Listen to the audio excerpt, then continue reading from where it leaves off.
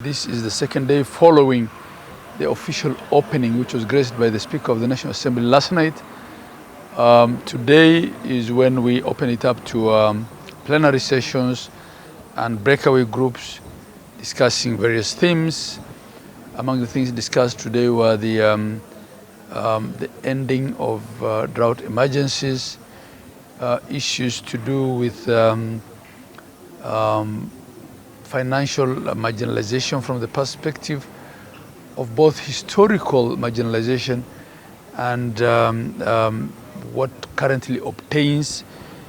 There was recognition that some of these things are legacy issues emanating principally from the model of economic planning based on the sessional paper 10 of 1965, which was adopted at the infancy of the Kenyan state and which emphasized the need to develop the agriculturally or crop production-wise potential areas that actually then created subsets within the country, rather a subset of regions that are deemed to be of high potential and a subset that is deemed to be of low potential. And then based on that, decisions were made to invest heavily over decades in the high potential areas. Livestock or pastoral economies were deemed not to be of high potential. And there was an attempt to reverse this in 2012 under the Kibaki administration when the government came up with the sessional paper number 8 of 2012. But it was noted that that sessional paper was not fully embraced because of resistance to change and because of the legacy mindset that crop production is better than livestock production.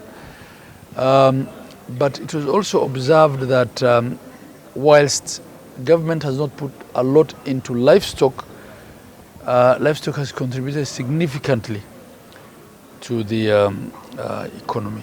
There were discussions on how best do we then move livestock production forward. How best do we open up these pastoralist areas because they have significant land, and the agricultural production in the rest of the country, in the quote-unquote historically high potential areas, is getting saturated. The average acre sizes are moving to as little as 0.25%, 0.3%. The only place where you can now do serious plantation agriculture is in these asals. And going forward, if we have to advance as a country, if we have to be self-sufficient in the production of food, if we have to create jobs for the burgeoning youth population, then we have to open up these assaults. That was recognized not only by the leadership of the Pastoralist Summit, but also by the policy makers.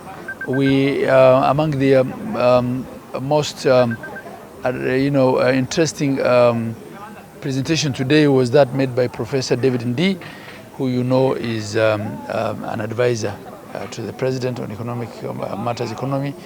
And he made it very clear that actually there is more potential in these assaults than we have traditionally accepted.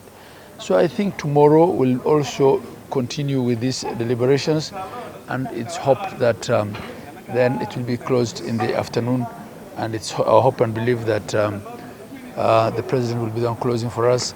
We look forward to that as well, and we welcome him to Wajir County. Implemented this time, the outcomes? We do hope that there will be a communique on actionable resolutions, which resolutions then the large number of policymakers and representatives of the executive and the development partners who are in attendance, and some of whom will be coming tomorrow, will adopt those resolutions and integrate them into our policies and into manifestos and into planning documents, both for the medium term and long term, going into the future. Finally, you are grateful to everyone who made so far the PLS successful. You welcome the President to Wajir. We thank everyone who has, in one way or the other, contributed to the success of this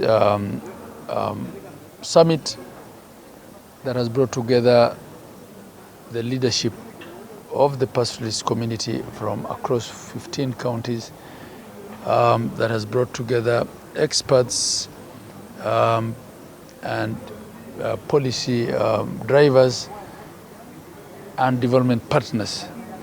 We do hope that tomorrow, as we close, the outcomes will be actionable and will be of benefit not only to the pastoralist counties, but to our country, Kenya, in many years to come. Inshallah.